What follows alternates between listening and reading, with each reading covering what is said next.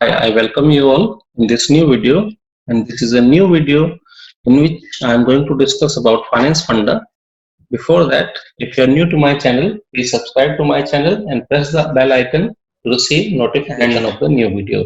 So let's start. What is important in this video? For that, you need to watch my video.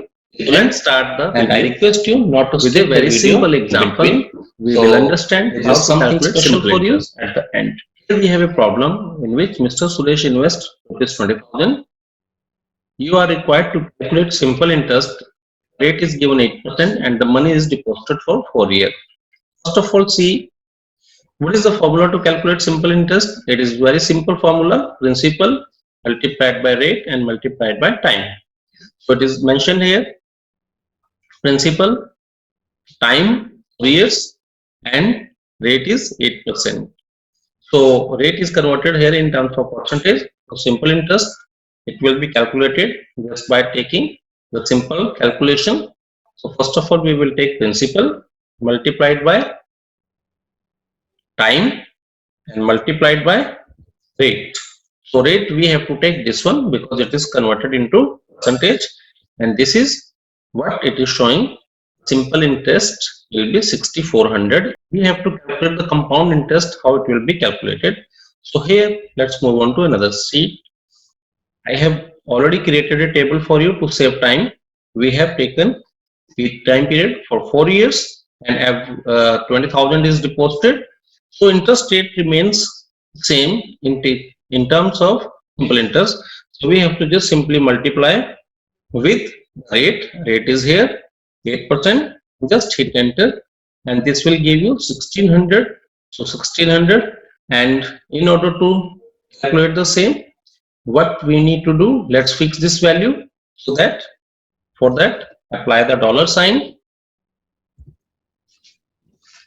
and next we can drag it down. So it will calculate the interest for all the years. So every year we will get 1600. So we can take summation of all these, and that will be the simple interest that we have calculated by simply multiplying with the principal, rate, and time. So if I take some function here, and these are the values that we need to take. So this is what we have seen previously, 6400. Now we will see if we have to calculate the compound interest, and then we will see how just a simple formula can help you. Before that, I want to show you manual calculation. So what is the principle? Initially we have 20,000, and what is the interest? In order to calculate interest, I'm just multiplying this with the rate I have mentioned here. So this is we have calculated for the first year. Now let's take them together, because in compound interest, the compound interest work in this way that the interest is also taken into consideration for calculating the interest of next period. So what will be the principal for next year? If we take 20,000 and 1600, so that will be the amount. So next, let's calculate it. Before that, let's freeze the formula for calculating. If you have to calculate for different periods, that you can do by freezing this formula by putting dollar sign. And next, what will be the principal amount for the second year? Which will be this much. And now let's calculate the interest and this value. So already we have applied, I have applied the formula, and simply we can do it.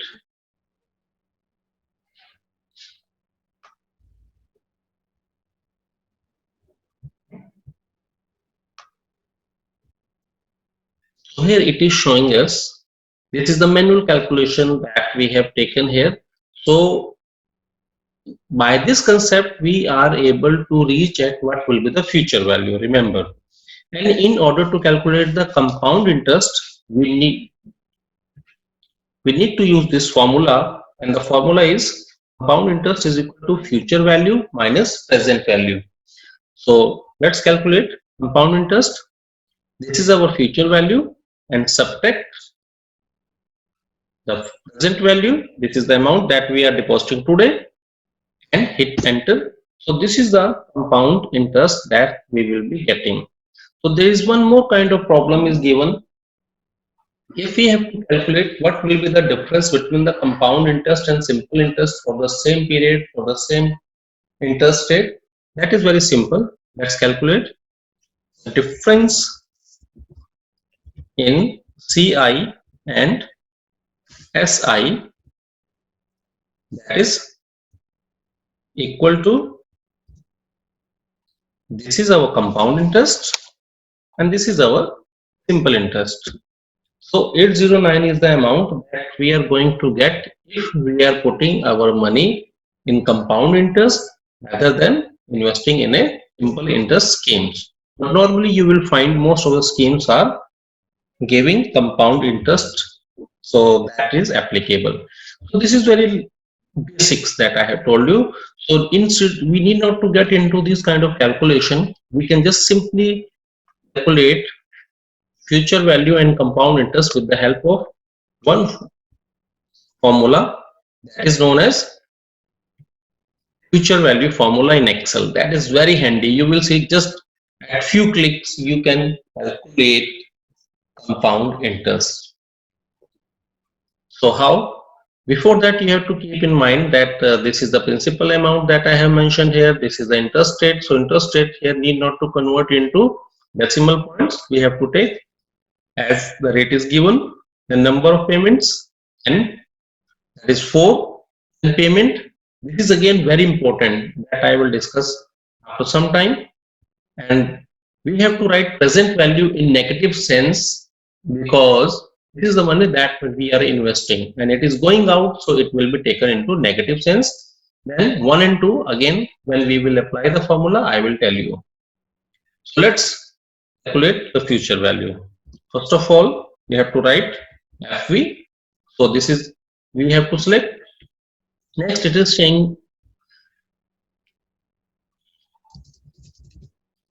so let's calculate the future value. Future value is equal to, right here FV stands for future value, Excel inbuilt formula. Then first of all we have to take rate. This is the rate, comma. The next is NPR, number of periods, that is 4 in this case. Next is PMT. This I told you we'll discuss later on. So as of now this is 0. Then what is the present value? This is present value. I have taken negative because we are paying it out. Then type. There can be two kind of problems that can be used to solve. 0 if it is end of the period and 1 if we are taking beginning of the period. As we are investing the money in the beginning, so we will take this one. Let's close it and it is giving us the future value. See how we have calculated this future value and how we have calculated this future value. So this is very easy if we want to calculate future value. And once we have calculated the future value, it's very easy for us to calculate the compound interest. So that is simply how you can calculate compound interest. Let's see once again. It is simply future value minus the principal amount. So this is your compound interest that we have calculated here. How it is useful to solve some different kind of problem. Let's see. Calculate the amount available with Mr. Suresh if he withdraws 2,000 at the end of each year. Okay? So initially he is depositing 20,000 and then he is withdrawing rupees 2,000 at the end of each year. So we have to write the problem in a similar manner: principal, then interest, number of periods, payment, and payment. This is the important for you to understand. If he is depositing 20,000 and then withdrawing 2,000 at the end of each year, how this problem can be solved. So this is the amount that we have to write. Principal amount, basically the amount that we are investing, and the type 1 The future value, how it will be calculated, is equal to FV, then rate, next time, number of period, next this is the money that he is withdrawing, next present value that we are investing, and next the type that we are taking one, and then close brackets and then hit enter. So this will be the future value. And if we have to calculate what is the compound interest, because this concept is now somewhat different because we are withdrawing the money at the end of each year, that is 2000. So there is a difference. So if you see, if you just want to calculate, let's calculate. This is the future value and this is the present value, and it will be negative because we are withdrawing some money. But the same function that we have used earlier, I have already calculated for you.